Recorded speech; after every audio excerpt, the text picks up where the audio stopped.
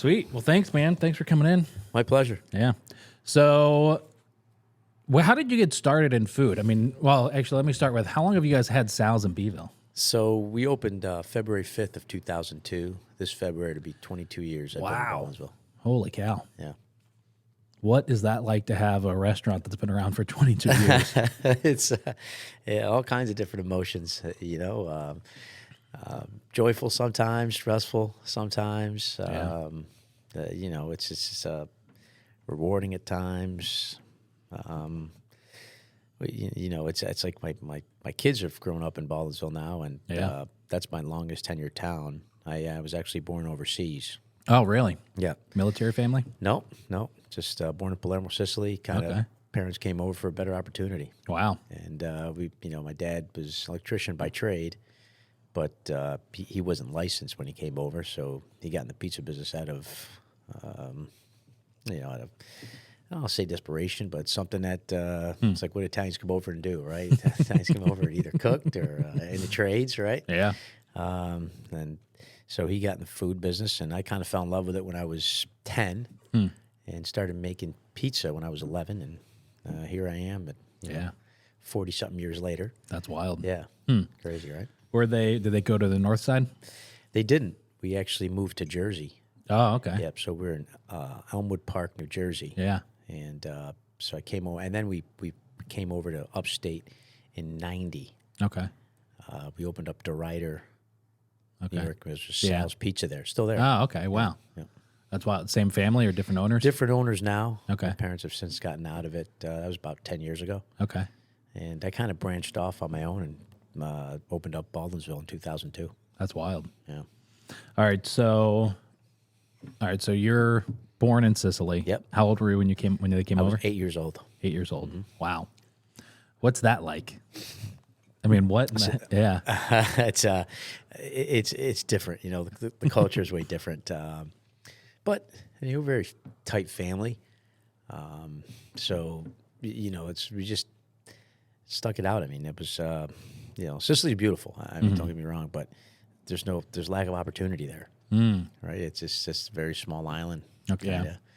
And to go up north, I guess we could have immigrated up north, but my dad had a brother here in the United States. Okay.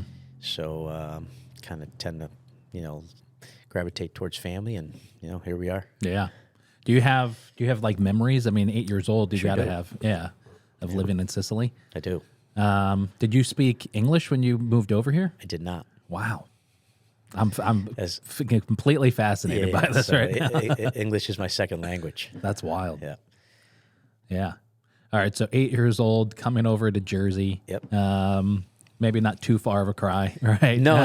There's a lot of Italians in Jersey, especially North Jersey. Yeah. And actually a lot of, immigrants and first-generation Italians. So my friends, when I came over, most of them understood Italian or spoke it. Yeah. I think of Gary Vaynerchuk, right? The big serial entrepreneur and, marketing guy. And, his family is from Belarus. And he was, I forget how old he was. His famous story is they were like, he was 4 or 5 years old when they moved to Jersey.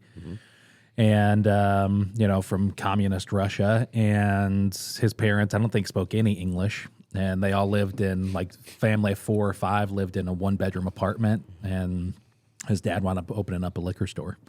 I've got friends of mine who live in Brewerton now, but Giovanna Bortoloni, I think that's her last name. Her parents, same thing. They moved over from Italy, so she's first generation, Italian American, and it's wild to still think that it's wild to meet somebody like yourself from a country like Italy.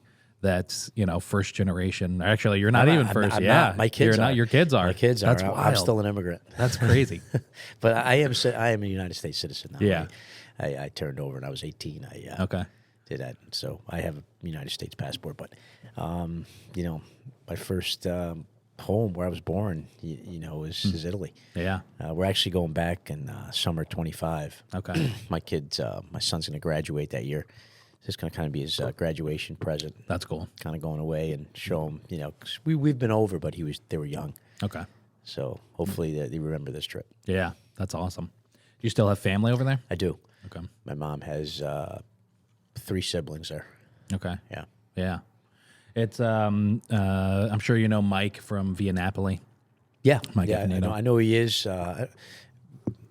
Never formally met, but Okay. I know he is. Yeah, Mike is he's got family in Naples, and I think 2 or 3 years ago, they go over, him and his family go over every year for like a month or so, I believe, and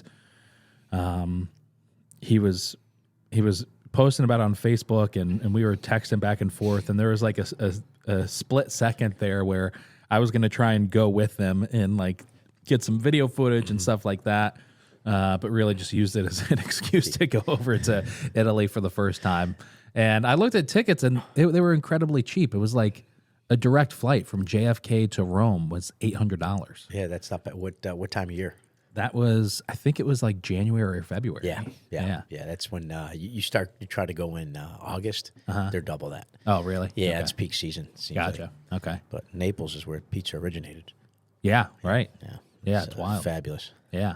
Who just went? My brother and sister, or brother and his wife just went not too long ago for like 10 days. And he's been a couple times, but, yeah, I'd love to. So, we're obviously Italian, Tringali, and my great grandparents were the first ones to come over. So my grandfather's from Sicily, my grandmother's from Italy, and but they were North Siders, North Side Italians, and they had a little shop over there for years and years, and then Grandpa wound up going into like vending and jukeboxes and cigarette machines and all that kind of stuff. So, yeah, it's wild. It's such a crazy story. Yeah.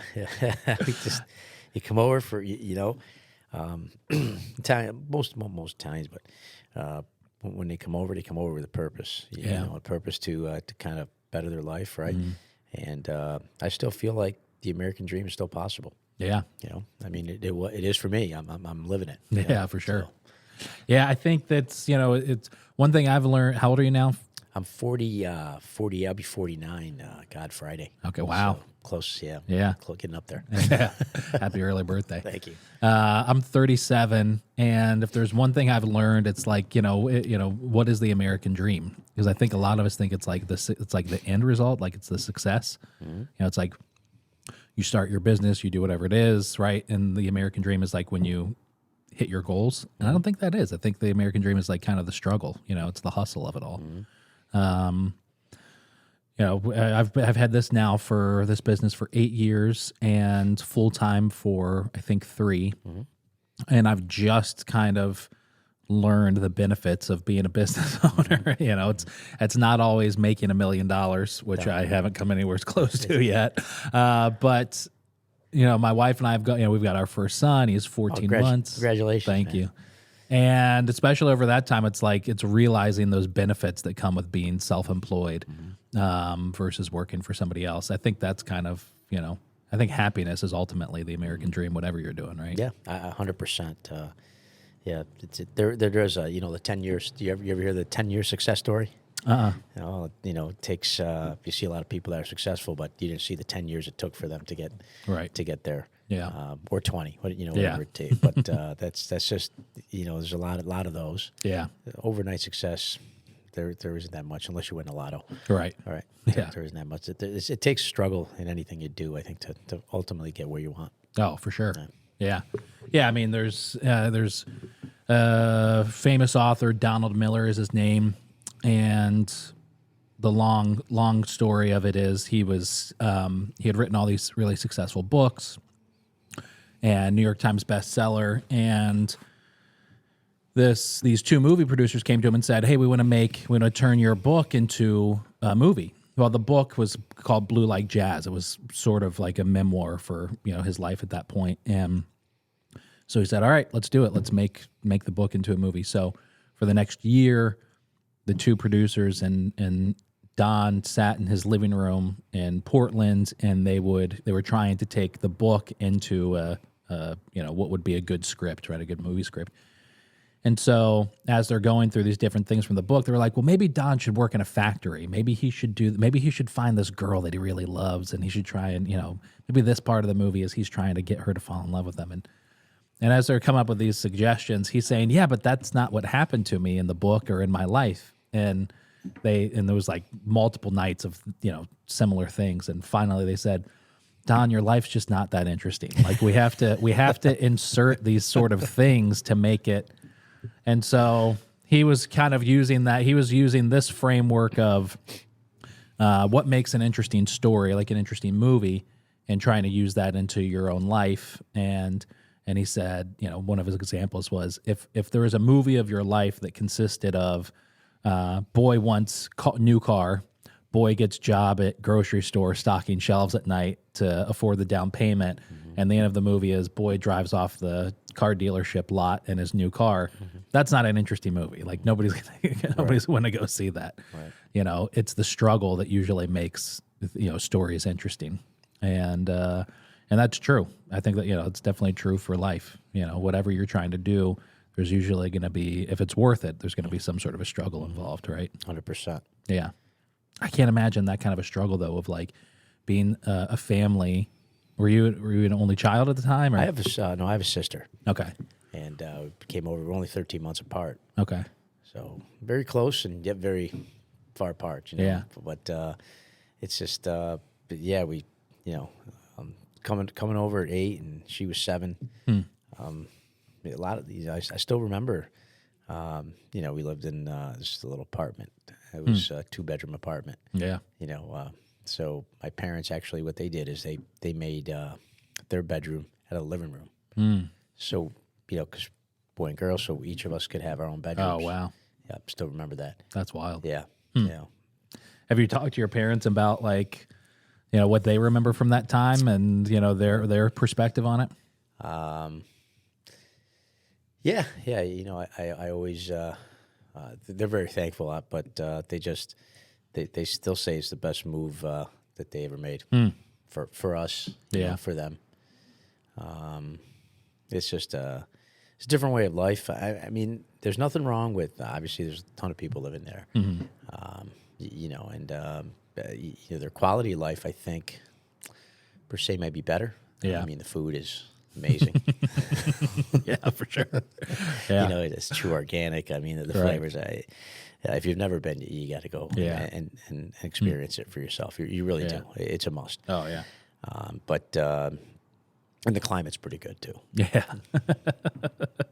Yeah. Let's face it. For sure.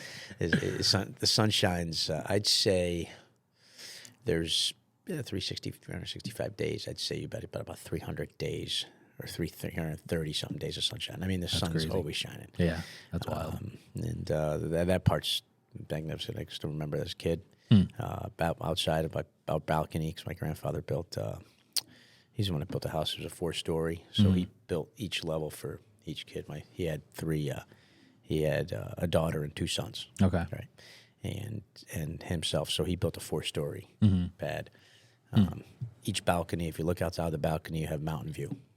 Wow. The views are spectacular. Yeah. So that part was all, I remember that. And when I've gone back, I'm just like, I'm in awe, just looking at these, it's like, there's a lot of people paid to go see this stuff, right? Oh. I had it in my backyard, right? it was, so that part's awesome.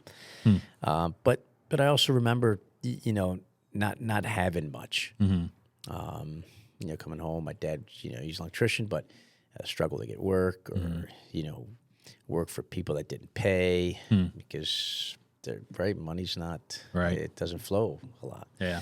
It's in the hands of a few and sometimes a wrong few, So I think, to get out and kind of come here and, the opportunities are vast. And you do whatever you want here,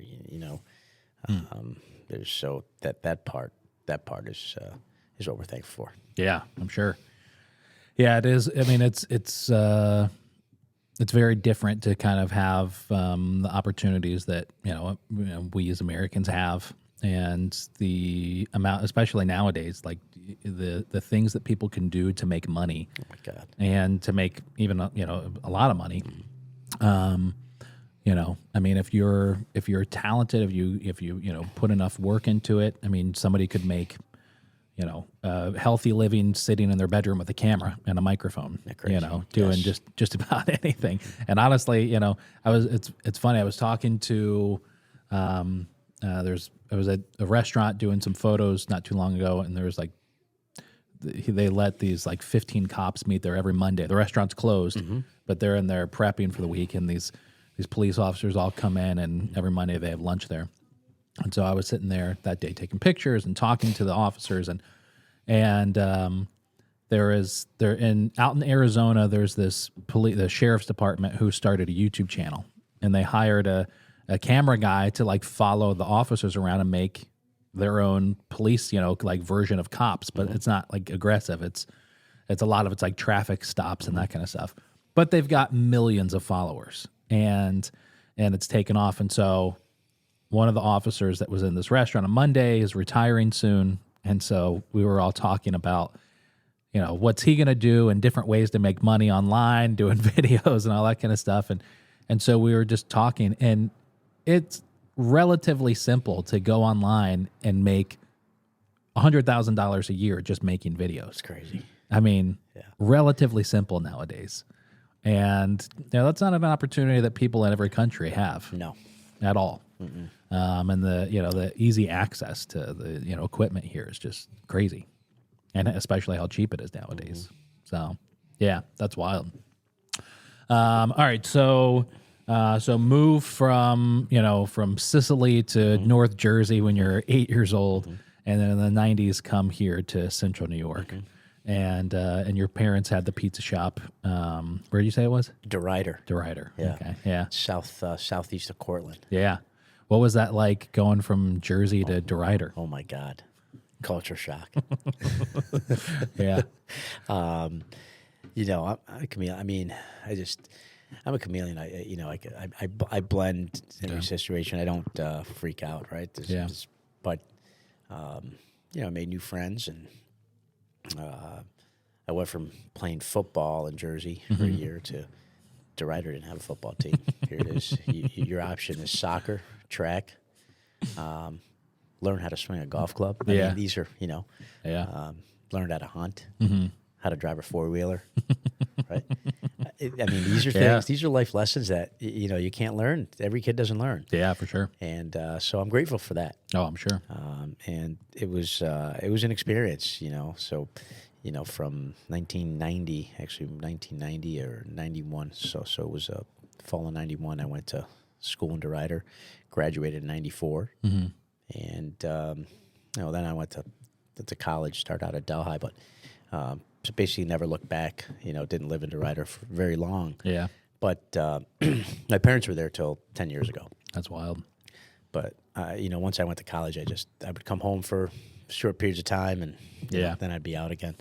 There isn't much there. No, not it's at a all. small little town, but a cool little town. Yeah. It's really, so I have fond memories of DeRuyter, and always will be in my heart. And, there's still customers that come from DeRuyter to Baldwinsville. Oh, that's cool. Just because they remember us. So pretty cool. That's awesome. Yeah.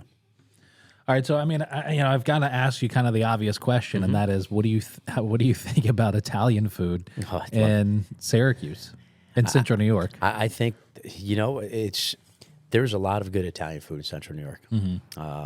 You have a lot. I could probably name 10 solid restaurants that have great Italian food. Yeah, and it's all depends on what your palate's looking for, right? Yeah. Some sauces are sweeter, right? Some are a little more savory. Some have a little more spice. Yeah. But I think Central New York has a pretty vast and solid Italian food restaurant scene. We really do. I'm shocked to hear you say that, Sal. I got to be honest. You thought I would say that? Yeah, no. Yeah. I think they're pretty solid. I mean, don't get me wrong. I can't. I mean, listen. What can I say? You were, fucking born there. I wasn't. I've never even been. Yeah. It's way different. Yes, it's way different. Right. how could I say it? It's like, when you go to Italy, I mean, it's true organic. The Yeah. flavors they're way different. I mean, it's just Right. That's you can't really compare Italy to To Central, New York. no, you can't at all. Yeah, I agree with that. But if you take Central New York and we say we go to, I mean, even Jersey's tough because there's so many Italians, right? Yeah. But if we go west, Oh, for sure. let's go to Ohio, for example. Yeah. I mean, Central New York's like the Mecca, right? Yeah. Right.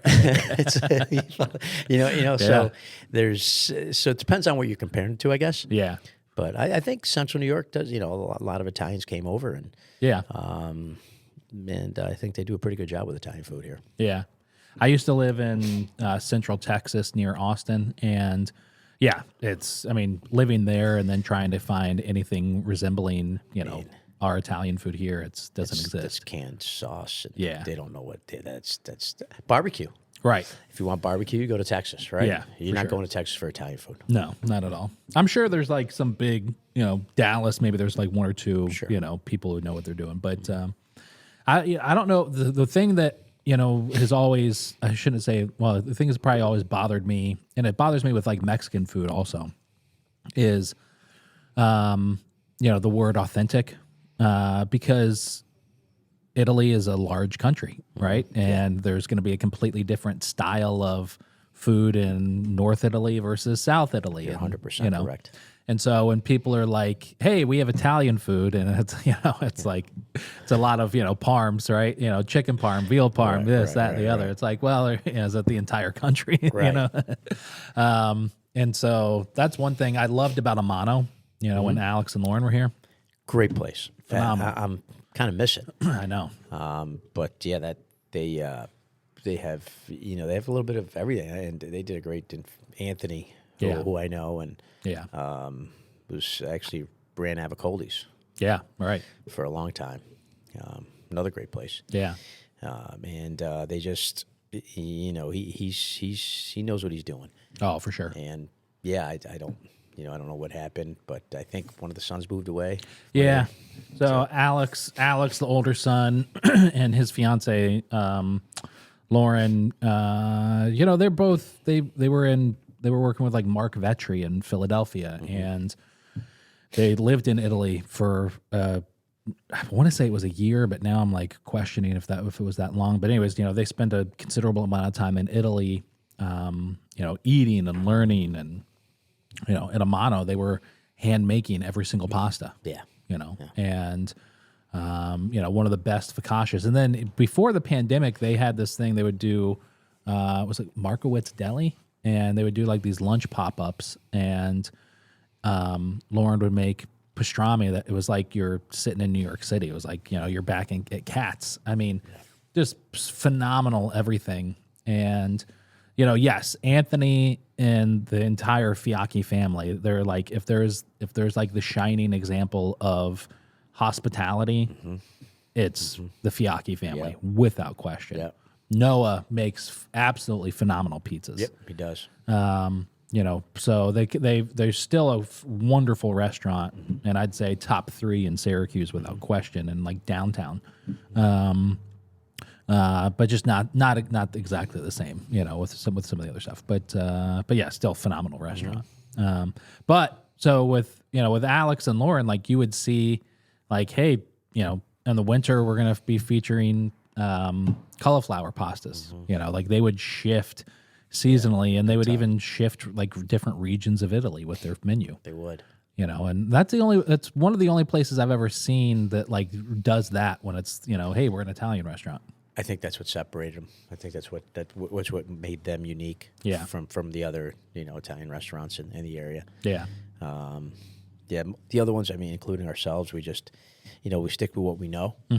Right. Yeah. We try to do it as best as we can, as consistent as we can, and Right. And we feature specials, right? Every restaurant features specials, Yeah. and you try to kind of go outside the norm with those. But it's I think it's what every restaurant that I know sticks with what they know and what they do well. Yeah, for sure. And I think that's the best when you find somebody who's like, hey, this is what we do. This is what we do really well, and we're not going to venture from that. That's when you get some of the best food, right? Yeah, I think so. Yeah. I'm being biased, but I think your customers get used to that, right? Right. They develop a flavor for your food, and they come back they expect the same thing over and over again. What made McDonald's so successful? Yeah. Even though McDonald's food, let's just face it, isn't that good for you. Yeah. But you know what you're going to get, no matter what McDonald's you walk into, Right. no matter what part of the country you walk into. Yeah. And that's I think that goes a long way. That consistency factor is a misconception in a restaurant. That's probably one of the most important parts Yeah. of being successful in a restaurant is you have to be consistent. Consistent with your hours, your staff, your customers, any facet of it. Just be consistent. Whether it's good or bad, just be consistent. Yeah. Yeah. Yeah. If it's consistently bad, Yeah. be consistently bad. bad. Yeah. Right, exactly. So how did you get in? I mean, I know your folks at the pizza shop, but like what did you have a passion for it growing up and working in the shop, or? I did, and so I tried. So I went to college. I started at Del High, graduated from CUCA, got a business degree, and I kind of worked. I worked for Casa Imports, Okay. food distributor. I worked for Nextel Partners, which was just down the street from here. Oh, okay. They had a big brick building right behind Oh, us. yeah. And for a year, also at Raymore Finnegan Okay. for a little while, and I said to myself, well, I've always, it's something always kind of pulled me back towards the food industry, and I also told myself if I'm going to have this kind of stress work for somebody, I might as well get in the food industry and work for myself, and at least I know what I'm doing. Yeah. Yeah, for sure. Yeah. I'm sure it's like, working with my dad now who's like back in food. There's something said to be able to call like a family member and talk about or get advice or whatever the case is, Your dad's Provençal is still one of my favorites. Oh, really? I met your dad Oh, you did? 18, 19 years ago. Oh, I didn't know I that. think he might have been, it was probably one of the first chefs at Francesca's. Yeah. Yeah. I think he helped open that place. He did. So dad. That's when I met him. Oh, really? That's wild. He knows where I am. Okay. Yeah, tell him I said hello, by the way. Yeah, I will, for sure. Good. Yeah, dad was, God, I forget what year that was. I was in high school. It was 2005 or 6, Okay. somewhere around there. Yeah. That's when I met your dad. Yeah, so I forget. Well, our family and the Angeloros. I think my grandfather and their dad did business together way back, and so dad was like helping them open, and I think the story goes their opening chef left before the restaurant opened, or like the first week or something. Correct. And so dad wound up stepping in and helping. And I remember going there like a few nights and having dinner like in the early, the first couple months. And dad, I think I was still in high school. So dad would make this off menu like Jack Daniel's butter, compound butter with like a steak, a ribeye or whatever. And I remember thinking, like, I can't believe I'm having liquor, but it was like one of my favorite things. And I think he got that idea from Balloons out in Auburn because we used to go there sometimes. They're still around. Balloons is Auburn. And Yeah. Auburn's still around. They do a fabulous job. Yeah. There was, Steaks, yeah. they had their waiter, Tony, who was there until he was like 92 or something like that, waiting tables. That's nuts. Yeah. But my grandfather was born in Auburn, and he was born inside the prison walls because the prison wall wasn't there at the time. And so, yeah.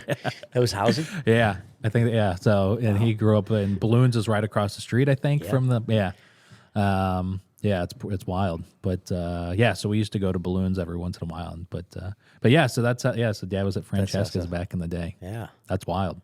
So were you at Francesca's? I'm friends with George and Gary. Oh, okay, Yeah. cool. Those boys both of them were in my wedding. Oh, wow. Yeah. So That's wild. Yeah. So we still talk to them. Oh, that's cool. And Gary runs a place in Liverpool. Does a fabulous job out there. Yeah, okay. Francesca's Liverpool, and George obviously has done a tremendous job in downtown here. Yeah.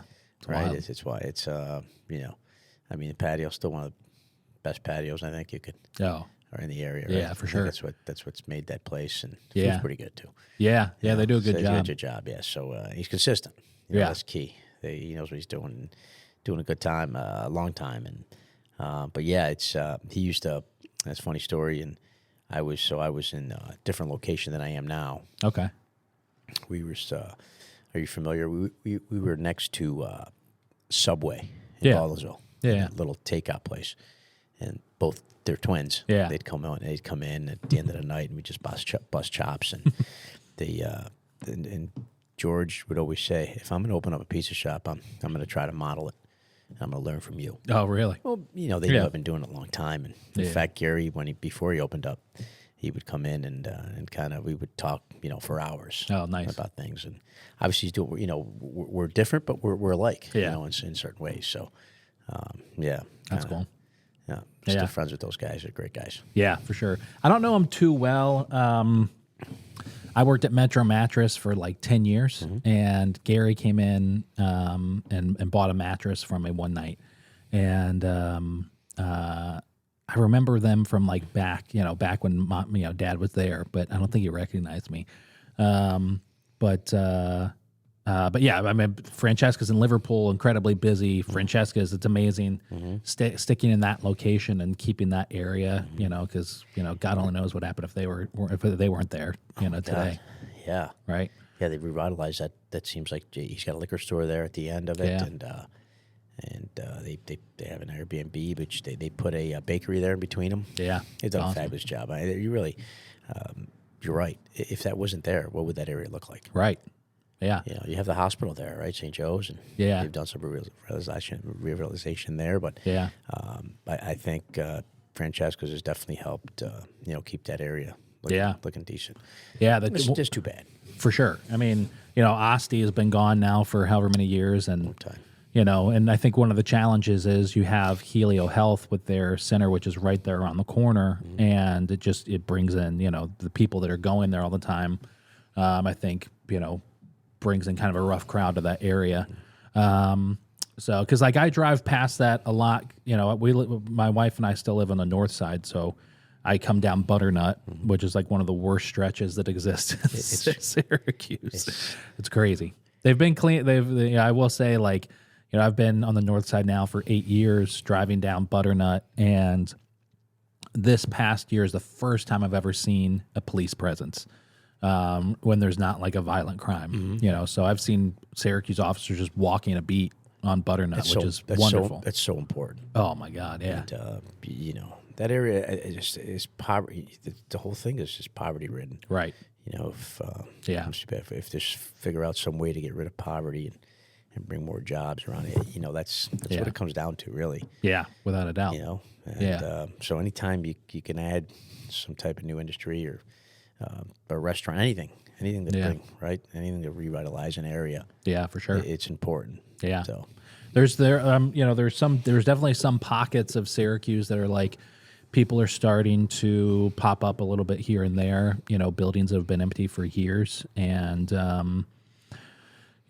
I think it's harder to see kind of like the larger vision of that kind of stuff when you're in the middle of it. But there's places, Jefferson Street is starting to get, and downtown is starting to get. It's been a lot of empty buildings there for years. And now there's a couple people that are starting to pop up there. Kofta Burger's going down to the old Brianwell Eatery space. And so hopefully little things like that can help bring back business to an area, and so hopefully Butternut starts to get cleaned up. But yeah, whole like Little Italy section, there's so many available spaces right there. There are, and it's just. I mean, you can't have 100 restaurants, right? Right. You have to have, you have to have something else. Different types of industry, and I just don't. I just don't know. What's going to happen. Hopefully something. Yeah, for sure. Baldwinsville is a great example of, and it's really an anomaly for, it's such a small condensed area, and there's so many restaurants in Baldwinsville. Really are. And a lot of different ones. Right. We have good Mexican. Yeah. We finally have Texas. We have barbecue. We have a couple of Italian places. Yeah. 10 pizzerias. Yeah, right. Baldwinsville eats a lot of pizza. Yeah, I'm sure. I think we've definitely pizza is definitely the number one food in Baldwinsville. I feel like, well, it's so easy. There's so many families, and think about it. Pizza you can grab. You can feed a family of 4 for $20. Yeah. I mean, what food are you going to do that with? Right nowadays, especially. Exactly. So it's they all do well. Yeah. I don't think there is a pizzeria in Baldwinsville that's struggling. Yeah. And they've all been around. Yeah, that's good. For a while. Yeah, for sure. Which tells you something, right? I mean, if they weren't doing well, they wouldn't be around. Right. Yeah. So. Yeah, I mean, you guys, Pizza Man, Gino and Joe's is out there. Doughboys out on the fringe. Pizza Hut recently closed, but they were there. Domino's is their franchise, which there's a market for that. Yeah, for sure. Right, and they're open a little later. Yeah. And then who else? I mean, who else makes pizza out there? Is Twin Trees out there still? Oh God, yeah. Twin Trees is there. Can't forget them. Yeah. Twin Trees is there. And then there's Tussone's has pizza on their menu. Sure. Yeah. So yeah, it really is. It's pretty interesting. I've been talking. There's Nick Ford. I don't know if you know him from Limp Lizard. I do not. Yeah, Nick's a great guy. He's done a great job with his places. Sure. Yeah. Him and Chuck were the three of us are partners with 3-1 Fried, and and then they're partners with Pat Mooney, and they do like the Wing Fest at the Inner Harbor and that kind of stuff. And I don't know if he reached out to you or not, but because he's going to do a pizza and pasta festival this year. Oh, is he? Yeah, he has not reached out yet. But I would love to. I know you're on the list. Yeah, for sure. So yeah, they're doing a pizza and pasta festival at the Inner Harbor in the summer. I think it's sometime in July. And so especially talking to him and going through the list, it's amazing not only how many different pizzerias there are in Syracuse, but how many different styles there are, nowadays. I mean, we've had like the few Chicago places that have popped up, and there's Syracuse style pizza. Some people are trying to do New York style, Nowadays you see people popping up and doing multiple different styles, Well, you guys You've got your New York slices, but then you also do Sicilian style, right? We do. Yeah. Which is pretty it's pretty good, I think. Being from Sicily, you kind of like that thicker. But actually Sicily, you go to pizza and it's Sicily they actually cook it in wood fire. Most pizzas are cooked in wood fire, and they crisp. I mean they literally borderline burn them. Yeah. Okay. Gotcha. So some people, get turned off by that char. Yeah. It's an acquired for sure taste, but it's a lot different. But this, we call it sfincione. Sfincione is like the Sicilian, the Sicilian that we make here in New York, thicker, square, almost like the upside down. Yeah. Cheese on bottom, sauce on top. Yeah. And that's very good within its its own right. That some people put sardines on it there. They get turned off. They get turned off by that. But it's totally different. That's a lot of house made stuff. Yeah. But Sicilian pizza is good, I think. I mean, if anybody should know a thing or two about Sicilian pizza, I think it should be you. Right? That's right. That's pretty funny. That should be part of your marketing. You're 100% right. That should be.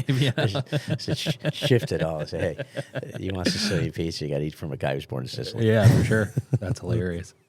I've been getting into making pizza a lot at home lately, and I got into it during the pandemic, and was trying to do, we've got a baking steel and just trying to do like sort of a New York style at the house. And then over the past few months, I've really been getting into Detroit style and grandma style, and the pans and all that kind of stuff. And then I just picked up Tony G's Pizza Bible, so I've been going through his dough recipes, and it's so much fun to make pizza. But it can be incredibly frustrating because I'm doing like 2-day ferments on the dough, so you don't really know if you've made a mistake until, you sort of can a little bit, but you really don't know if you made a mistake or like little tweaks until 48 hours later. It's funny you say that because people don't realize that temperature, water, climate, temperature, but the yeast, can all play part. In your dough. Yeah. Right. If it's cold outside and you use using cold water, it's not going to rise as quick. Yeah. Right. So you have to balance that. There's a lot of balance, and it's a little bit of chemistry. Yeah. Into making dough, making it right all the time, and that part is a challenge. Your dough time mixing. You can't overmix. Or some people, some people believe in a 12-minute Yeah. mix, right? It all depends on the crust you're going for. Right. Some people go 6, 8, whatever. Whatever you do, we always said just be consistent. Yeah, for sure. So, Yeah, I was. I went through like the YouTube journey of going through and trying to find all these different people talking about this is my recipe for Detroit or Grant or whatever the hell it was. And there's this one. I still don't know how this guy got his results, but there's one video. He's making a single batch at home in a stand mixer, and he's like, "Yeah, mix it for 10 minutes with your dough hook, and then you don't have to worry about kneading it yourself." So I'm like, "All right." So that's what I did, and because usually I would just do everything by hand and then do like a slap and fold it for a 2-hour period before it goes in the fridge. And so I did this guy's method, and it just felt off. Like the dough, when I was pulling it out, I was like, something doesn't feel right. I don't know what it is. And sure enough, 2 days later, I go to pull it out to put it in the pan to let it proof, and it just rips right apart. As soon as I grab it, it just rips. There's no elasticity to it at all. And talking to a couple other guys, like Nick from Toss and Fire, he was like, "Yeah, you overmixed it. It's like 10 minutes at home in a single batch that's way too long." So. But it worked for this guy. It doesn't necessarily. You have to find your own. Yeah, for sure. But and it depends on the type of flour you use. Yeah. If you're using a general bread flour or using a high gluten, all right. What kind? Again, there's so many different. Oh yeah. You're using a semolina. Yeah. Some people mix. If you're not, that stuff comes with years of experience. I think just playing around with different stuff, and you'll find it. Yeah. You'll find something you like, and for sure. Just stick with it and keep going. Yeah, it's fun. It's a lot of fun. It's a lot of fun. Yeah. Yeah. It can be. Yeah. With the restaurant with Through and Fried, we spent 2.5, 3 months, just kind of thinking through like different recipes, different methods, and even just kind of like the breading of the chicken. And, I spent a lot of time just trying to research and figure out different methods of it. And then me and Nick and Chuck spent 2 or 3 days in one of their kitchens, just like kind of testing out the different methods and then still tweaking things and adjusting it. And it's really hard to explain like the sense of joy of like spending that much time trying to figure something out, trying to find like the best way to make food. Testing it out, implementing something, and then making that and sending it out to a customer. There's really something unique about that I haven't really found in photography, videography, all that kind of stuff. I still haven't found that feeling of putting in a lot of effort and making food for somebody and then seeing them enjoy it. There's something special about it. Yeah, I think that's what keeps us going in the restaurant business, the ones that really truly enjoy it. Yeah. Passion is when you get a really busy night and you see a lot of happy faces out in the dining room. Yeah. And it's a feeling I can't describe. It's makes you feel good. Yeah. Right? Like you've added value in somebody's life. You've made them smile through your food. Yeah. And that to me is a lot. Yeah. You can't put a price tag on that. Right? Right. And both my wife and I feel that way. I mean, they come from restaurant background, Bangkok. You remember Bangkok? Oh, yeah, for sure. Yeah. They ran that for 20 years. Yeah, that's wild. Their food was tremendous, Yeah. Thai food's underrated, I think. Yeah. It's very good. Yeah. I was thinking about that actually this morning because she's cousins with Sarah. Yeah. Yeah. Yeah. And Sarah and her Firecracker? restaurant. Yeah. They're on the card, so I've done some stuff with Sarah, and I don't know if you know Eamon Lee. Well, yeah, you must know Eamon Lee through Meows. He's like a legacy chef in Central New York. He was at oh man, I always forget the name of the country club that's down, or not the country club, the private club that's downtown. Calvary? No, he's there now. Oh, is he Calvary now? Yeah. I actually don't know him. So Eamon was like, I've always said if there's a Mount Rushmore of chefs in Central New York, Eamon's probably one of the 4 heads. And he was at Maine's and he was at Cisco, and I think he was the corporate chef at Maine's for years. Okay. And he was a big part of the reason why like they brought in oh god, now I'm blanking on that chef's name. This is what sucks about getting old. I forget everything. You're not My wife old, still man. doesn't believe me. You're not old. My wife still doesn't believe me that like I'm losing my hearing and my memory, and half of our like nightly arguments are about like, what'd you say, or I forgot about that. 37 is, I mean, listen, I can't say much. Man, You're about to be 49, yeah. but yeah. But anyway, so Sarah, her first kitchen job, she told me, was working for Max. Yep.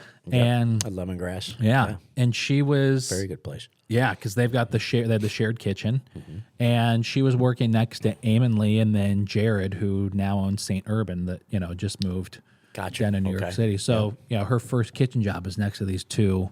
Fabulous. It's insane. Fabulous chefs. Yeah, I mean, I couldn't imagine, what that experience was worth. A dollar amount. You talk about being in a kitchen next to people like that.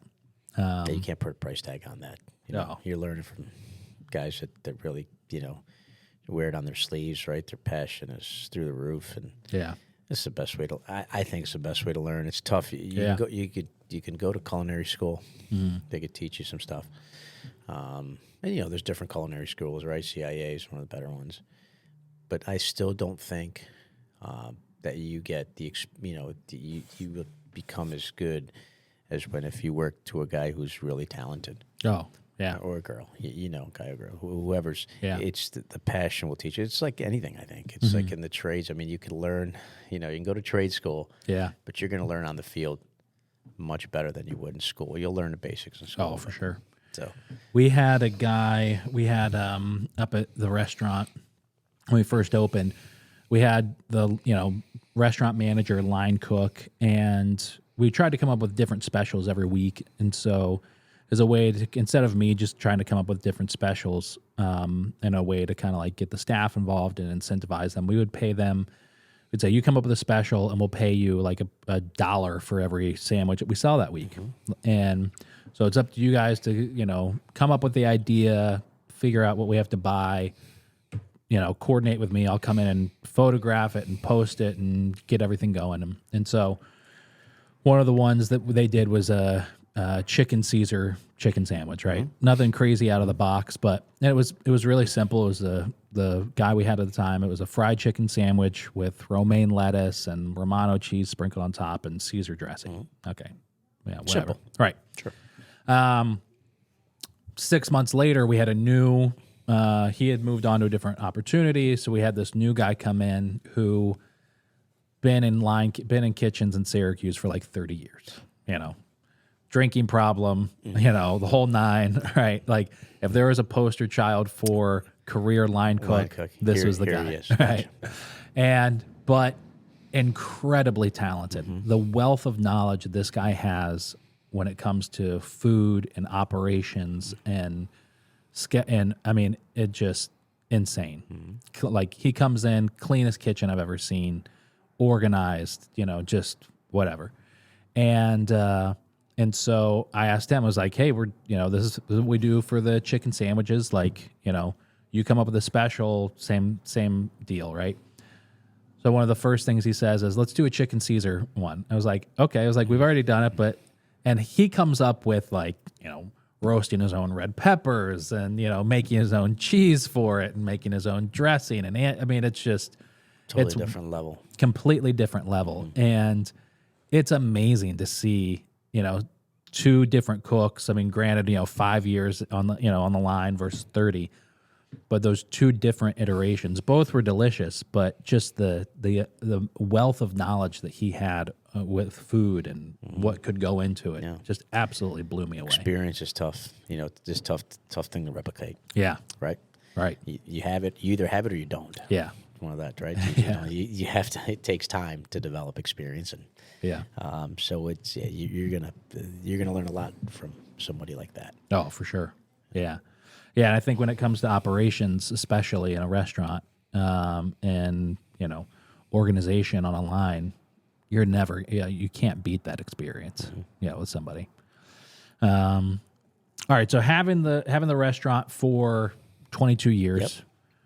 I mean, what's it like? I mean, I'd imagine I kind of know some of the answers, but what have been those changes you've noticed in the industry over 22 years? Oh God, it's quality of help has been a little bit tougher to come by. We've been pretty fortunate retaining staff that we have. Knock on wood. Yeah.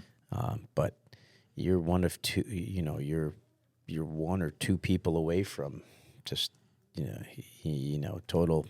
Very big struggle, right? You lose two key people on the line. How do you replace them right now? You're not getting people knocking on doors to come and work at your restaurant. Let's face it. And I think we're all in the same struggle. With some of the bigger places coming like Amazon, and that was one of our concerns at the time. I'm sure being in the industry, they're going to take a lot of our right in that pay range. Yeah, for sure. And take a lot of employment pool, and that's been a challenge. My wife's texting me, or hey, we need to post another ad. We need a dishwasher. Yeah, I think, and I understand why. But and it's a tough job. Yeah, it's a tough job, and it's not the easiest job in the world, and it's a very important job. Yeah, but that's like if I show you her text, I mean it's got to be every other week occurrence. When we find one, we try to hold on to them and try to pay them a little bit better. Because the last thing you do is the guys that are getting beat up on the line, you can't have them wash their own dishes. I mean, it's just, you're not going to have anybody. Right. So that part's been a challenge, but and food cost. Obviously, you've seen the inflation the last 5 years. Yeah. Has been quite extensive, because it's from 5 years ago. If you look at some of the items to now, it's like, man, how you just can't. How do you price yourself? Yeah. Right. You have to be competitive at the same time. So that part's been a challenge. But I think the industry itself. I mean, I don't think the restaurant industry is going anywhere. Right. I think it's an industry that's going to be around to figure it out. Yeah. Maybe robotics and some, may take over. Yeah. Maybe, but I don't think a robot can taste a certain dish, right? Yeah, for sure. Somebody, it may need an extra pinch. It's tough, right? The robot knows X's and O's. It's tough to have that gray area. Yeah. So I think it's always going to be a human-run industry. But I don't think the industry itself is going anywhere. Right. Yeah, I don't think. When it comes to like automation and artificial intelligence, I can't see a restaurant like Sal's. It has such a diverse. You've got the pizza section, you've got the dining room section, now you've got the new bar section, right, which looks gorgeous. Thank you. You're not going to be able to put at least not in the next 5-10 years, I don't think, like a robot in there that's going to be doing stuff. And that can jump around. And if you can, I think that opens up just a world of jobs on the other end of, the menu development and, that science of getting everything dialed in. But I think there's still going to be, at least hopefully it doesn't change until I'm long gone, a world where people appreciate the craftsmanship and the artistry of making even something as simple as, pasta and meatballs over. I can get it a minute faster and save $3, Right. It is wild to think though how many different things. I mean, ChatGPT, which is the dumbest version it's ever going to be right now, which is still one of the most intelligent automated systems available to us. You could tell it to write me a menu or come up with a marketing idea for this, and boom. I mean, it's crazy. It just spits out a plethora of information. It's stuff that it's definitely changing. Yeah. All right. It's insane. But it's not going to cook for you. It's not going to cook for you. Yeah, for sure. I mean, I was having it test out different menus and come up with different specials, and I could type in and say, I'm opening up an American barbecue restaurant in New York. I need a dinner menu with appetizers and entrees and desserts and cocktails, and here's the ingredients that I'm going to have available, and bam, or when I was at Limp last year for helping out for a couple months, was like, hey, here's the list of ingredients, and I need a new barbecue sauce flavor, and here's 5 different options and 5 different recipes for it, using everything that's in the kitchen. It's insane. I was using it last night to write email marketing, or here's what I wrote for my email. Can you make it better? And then, you get something that is just absolutely phenomenal. And I think it's definitely, that's going to revolutionize a lot of areas. It already is in, health and, medical fields and, gambling. It's crazy. I mean, it's crazy. I follow this guy who, actually, I just had to unfollow him because I was following him too closely. This guy who uses ChatGPT to analyze player props and outcomes of games, and then spit out the best results of what they think are going to happen for the upcoming game, for not like over-unders or win-loss, but just, hey, this player had, this results over the last season or whatever. So we think he's going to do this. And the guy was correct 17 out of 18 weeks in the NFL. Wow. I mean, it's just, it's crazy, the availability for anybody. Like, it's on our phones. On their phone. It's an app, right? Right. It's crazy. I mean, it's insane what this stuff can do. And here in the next year, when it's up to date with accurate information, it's gonna be really wild. Yeah, wait till 5 years. Oh, I mean, right? Yeah, it's crazy. There is. I don't know if you've heard of this. There is, and I forget who was telling me about it. There's an AI web service where you have to do a lot of work on the front end, because you have to import from all your suppliers that you use, if Cisco calls it, whatever, white flour number 5, and Renzi calls it, beige flour number 5, right? You have to sync all those things up. But once you do that, you go to this website and you place your order, and then it accurately says, all right, Cisco is going to save you 2% this week, and it places the order for you. It's fun because Toast does something similar. Do they really? Toast has a program in it called Chef Toast. Okay. So if you put all your, every week you put your order in, for example. So you get an invoice from Cisco, or you get an invoice from Casa, which is Ferraro now. Yeah, right. Or U.S. Foods, and you scan those in. It actually will tell you who has the best price on flour, who has the best price on cheese, who has. I mean, that's crazy. Yeah, they will do that for you. So Toast does have a similar. That's wild. Program. Yeah, that you could do. Yeah, Chef Toast is what it's called. Yeah. I mean, we were talking about food costs and that kind of stuff earlier. I think food costs have obviously gone up in some cases quite a bit. But I think it's more it's the transportation, and it's the cost of that employee and that warehouse worker and that kind of stuff. It's a lot of the people I talk to, it's the biggest thing, like you were saying, it's staffing, and it's what what you have to pay staff. Somebody was just telling me they had they just hired this server who had just moved here from somewhere in the South, and he got his first paycheck, and he went to the owner. Was like, "Hey, I think you made a mistake. You overpaid me." And the owner looked at it. And he was like, "No, that's accurate." He's like, "You're paying me $9 an hour as a server, on top of." He's like, wherever he just moved from, it was like $2.10 an hour. It was like their minimum wage for servers, and the guy was ecstatic because he's making so much more money. Yeah, it's insane. Cost of living is a little bit higher, I'm sure. Yeah. In some places, right? For sure. But, it's I think that's the most challenging part. Yeah. Of the restaurant business is keeping your cost under control. Right. Yeah. Right. Knowing what every week, knowing what you're paying for food. Right. Staying on top of that, keeping your payroll consistent. Yeah. Try not to. When it's slow, the restaurant industry is like a roller coaster ride. You have highs and lows, right? Yeah. And you have your holiday season, which you're very busy, right? But you're not gonna. And then your first 2 weeks in January is a little bit of a lull. Yeah.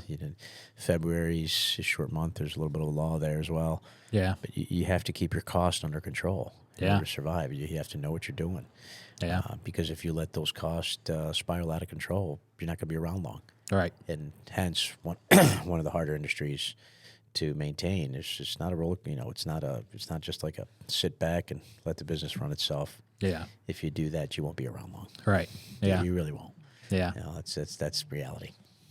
There was a guy, last story, and I'll let you get going. There was a guy who, big YouTuber, real estate broker. He's out of Vegas, and he's always trying to find. He's always like talking about businesses that he's going to start because he owns like 200 rental investment properties around the country. And so he was telling the story in a video. A friend of his was trying to decide. He was like, I want to start a business, and I want to start a business that I can open and buy an existing business and just kind of hire a good manager and then just walk away and make some money. And so he was going back and forth, and this, I think, was in Vegas.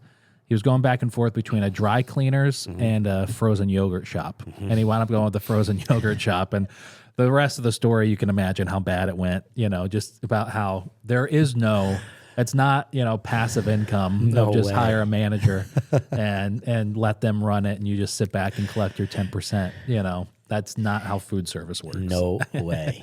It's the furthest thing. Yeah. So, well, listen, thank you so much for coming in. I appreciate it, man. Thank you. It's my pleasure. It Yeah, really it's is. been a long time wanting to have you on, so yeah, appreciate it. And everybody's listening or watching, first of all, get out to Beeville, check out Sal's. And Baldwinsville Dining Weeks is coming up the 29th of January through the 11th. So 2 weeks, 16 different restaurants participating. It's amazing. Yeah, 5th year doing it. I mean, the community of, I'm part of the owners text group in Baldwinsville, and they always giving each other a heads up of what's going on. And I have not found that anywhere else in any other town or community in Syracuse or Central New York. I think Baldwinsville is one of the tighter knit communities in this area. It's crazy. And it really is a special place. Yeah. So get out there and support local in Beeville. So thanks, Sal. Thank you Appreciate very it. much. Yeah. Thank you.